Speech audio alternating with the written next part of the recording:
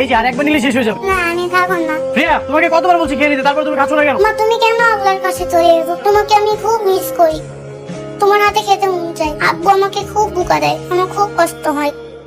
Sir আসসালামু আলাইকুম। বাবা ওকে ওর নাম হচ্ছে রহিমা, গ্রাম থেকে নিয়ে আসলাম। ভাই মন খারাপ কেন? পাপা আমাকে খালি মারে। এই তোমাকে বকা? হ্যাঁ বাবা ওকে কেন এনেছো? আর বৌমা মারা যাওয়ার পর তুই ফ্রিয়াকে খুব কষ্ট করছিস, আর তাছাড়া তুই আমাকে বলে দিয়েছিস তুই আর বিয়ে করবি না, তাই ফ্রিয়াকে দেখাশোনার জন্য আমি রহিমাকে নিয়ে আসছি। রহিমা জি স্যার। এটা হচ্ছে ফ্রেয়ার স্কুল, ওর ক্লাস শেষ না হওয়া পর্যন্ত তুমি স্কুলের বাইরে বসে থাকবে, ঠিক আছে? আচ্ছা থাকো। Okay sir. ঠিক আছে আমি তাহলে অফিসে যাচ্ছি। বাবা বাবা খারাপ। দাঁড়াও, কি হয়েছে তোমার? তুমি গাড়ি পিছে পিছে কেন দৌড়াচ্ছিলে? আমাকে বাই বাই দিয়ে যাও না, আর আদর করে যাও না। আম্মু সরি, আর কখনো এমন তো হবে না। এই তুমি দেখো না গাড়ি পিছে পিছে দৌড়াচ্ছিল, যদি ওর কিছু হয়ে যেত তখন কি হতো? স্যার আমার কিছু না কই দৌড়টা দিছে। স্টুপিড! আমি আগেই বুঝেছিলাম সবাইকে দিয়ে সব কাজ হয় না। আমি আর 2 দিন দেখ, যদি তুমি ফ্রিয়াকে কন্ট্রোল না করতে পারো তাহলে তুমি বাড়িতে চলে যাবে। আম্মু চল আমরা এখন ঘুমাই যাই। আমি ঘুমাবো না, আগে গাল পাজো না। আগে শোনাইতে হইব, আমগো গ্রামে বট গাছে একটা মামতো বুদা ছিল। সেই মামতো পুত্রা যেসব পিচ্ছিরা দুষ্টমি করে ফাইজদামি করে রাতের বেলা ঘুমায় না, ওকে ধরে নিয়ে যায়। তুমি কি চাও তোমার তুলে নিয়ে যা?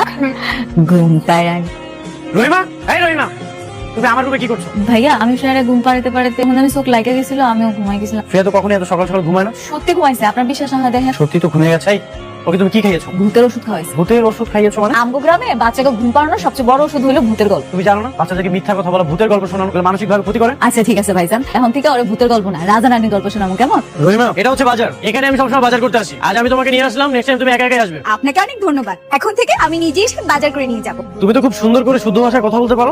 স্যার ওই যে টিভিতে দেখি নায়িকারা কেমন কথা কয় দেখে রেখেছি। আচ্ছা ভিতরে চলো। ওগো শোনো না গো, আজকে যদি আমরা মামুনির জন্য গাজরের হালুয়া বানাই তাহলে কেমন হবে? মামা 2 কেজি গাজর দেন। এই যে মামা শুনছি যেতে ভরে দিন। ভাই তেলাপিয়া কত? স্যার 500 টাকা কেজি। বল লাগো এত না। ভাই বেশি হয়ে যাচ্ছে না? না না স্যার বেশি না, নদীর থেকে একটু আগে ধরে নিয়েছি, আপনি নিতে পারেন। শোনো না, মাছগুলো দেখে আমার একেবারেই টাটকা মনে হচ্ছে না। ভাবি কি যে বলেন না, নদীর একদম টাটকা মাছ। এই ভাবি মানে কি? আপনার ভাবি? কেন স্যার, উনি আপনার বউ না? কোন দিক থেকে মনে হয় ও আমার ওয়াইফ? না দেখে মনে হয় না, কিন্তু আপনাকে যেভাবে ও গো কি গো বলতাছে তাই মনে করলাম আপনার বউ। তুমি আমাকে আবার ওকে বলে ডাকছো কেন? ভাইজান আমি ভুলে গেছিলাম, আমার ভুলে গেছে। আম্মু কি করছো তুমি? কি খাচ্ছো? তোমার আমাকে নতুন বানিয়েছে।